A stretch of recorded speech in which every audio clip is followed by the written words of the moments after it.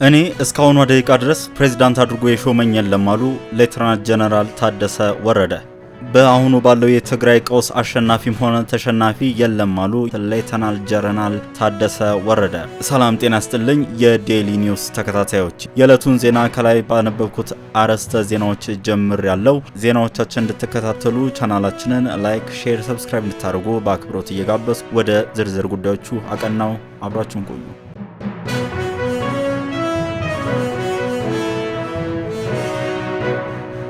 እኔን እስካሁኗ ደቂቃ ድረስ ፕሬዝዳንት አድርጎ የሾመኝ የለም አሉ ሌተናንት ጀነራል ታደሰ ወረደ።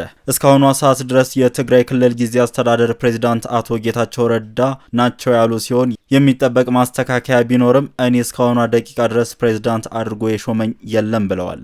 ሆኖም ያሉንን ችግሮች በአንድነት መንፈስ ለመፍታት የሚያስችል እድል ከተፈጠረ ኃላፊነቱ ያለመቀበል ፍላጎት የለኝም ሲሉ ገልጸዋል። ፕሬዝዳንት ጌታቸው ከመቀለ ወጥተዋል። ፕሬዝዳንት ጌታቸው ወጥቶ የሚቀርባት ትግራይ መኖር የለባትም። ትናንትና እንደዛ ከነበረ ዛሬና ነገ መኖር መደረግ የለበትም ብለዋል።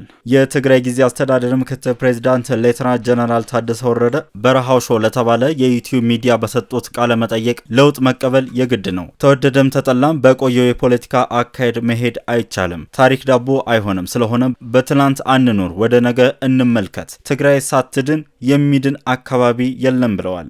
በወጣቱ ያልተመራ ትግል እውነተኛ ለውጥ ነው ማለት አይቻልም። ስለሆነም ከአፍ በዘለለ ወጣቱ የመሪነት ሚና እንዲረከብ ከልብ መስራት አለበት። የትግራይ ችግር የተከማቸ ነው። ከህወሓት መከፋፈል በፊትም የነበረ ነው። ሁለቱ የህወሓት ቡድኖች ላለመስማማት የተስማሙ መሆናቸው አሁን ያለው የትግራይ ፖለቲካ እጅግ የተወሳሰበ እንዲሆን አድርጎታል። የሁለቱ ቡድኖች የከረረ መከፋፈል ወደ ለየለት አደጋ እንዳያድግ የሰራዊቱ አመራር ሚናውን ለመወጣት ሞክሯል። ይህም ሆኖ ሁለቱ ቡድኖች ፊት ለፊት ተቀምጠው እንዲወያዩ ያደረገው ጥረት አልተሳካም። የኛ ጥረት ብቻ አይደለም ያልተሳካው። የትግራይ የሃይማኖት አባቶች፣ የሀገር ሽማግሌዎች፣ ምሁራንና ሌሎች አካላት ሁለቱ ቡድኖች ለማቀራረብ ያደረጉት ጥረት ውጤት አላመጣም ብለዋል። በመጨረሻም የሰራዊቱ አመራር ለሁለት በመከፈል አንዱ ክፍል ጉባኤ ያካሄደውን የህወሓት ቡድን ሲደግፍ፣ የተቀረው ደግሞ የህዝብና የሀገር ተልዕኮ ከማስከበር በዘለለ የቡድኖች የፖለቲካ አቋም አልደግፍም ያለ ነው። ቡድኖቹ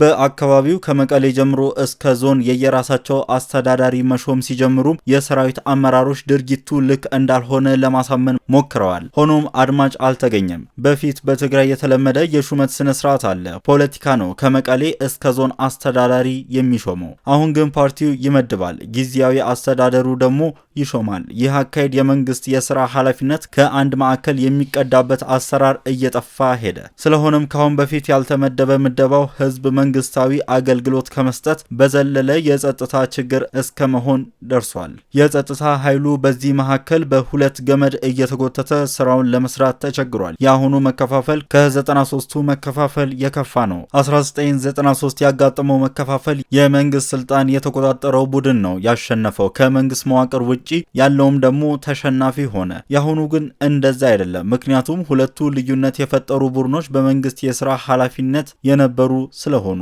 ችግሩ ሲጀመር የጸጥታው አካል የሁለቱ ቡድኖች የመከፋፈል አካል አልነበረም፣ ፖለቲካው እንጂ። የጸጥታ አካሉ ሳይከፋፈል ለረጅም ጊዜያት ተጉዘዋል። ኋላ ላይ ግን የፖለቲካ መከፋፈል ምሁራኑ፣ ፖሊሱን፣ የፖለቲካ ኢሊቱን፣ ሌላውን እንደተከፋፈለ ሁሉ የጸጥታ ኃይሉም እንዲከፋፈል ሰለባ አድርጎታል። ይህ ሆኖ ቀውሱ ከአቅም በላይ ሆኖ ትርምስ እንዳይፈጠር የጸጥታ ኃይሉ ከባድ የሆነ ስራ ሰርቷል። ሰራዊቱ የፖለቲካ ብልሽት ተጠቂ ወይም ቪክቲም እንጂ ግጭትና ቀውስ ጠማቂ አይደለም ብለዋል። በአሁኑ ወቅት አሸናፊ የሚባል የፖለቲካ ኃይልም ይህ ቡድን የለም። ሁለቱ የህወሓት ቡድኖች የወጣቱ ስሜት ከማጋጋል ባለፈ ያመጡት ለውጥ የለም። ስለሆነም ነው አሸናፊና ተሸናፊ የለም የሚባለው። አሁን በትግራይ ያለው የከፋ ሁኔታ በጠመንጃ እፈታለሁ ብሎ መንቀሳቀስ ውጤቱ የባሰ እንጂ የተሻለ ተብሎ የሚወሰድ አይደለም። እርስ በርሳቸው ለመዋጋት ከሆነ የሚፈልገው በዚህ አካሄድ የሚገኝ አዎንታዊ ውጤት የለም። ስለሆነም በእርጋታ ማሰብ ያለብን ጊዜ ቢኖር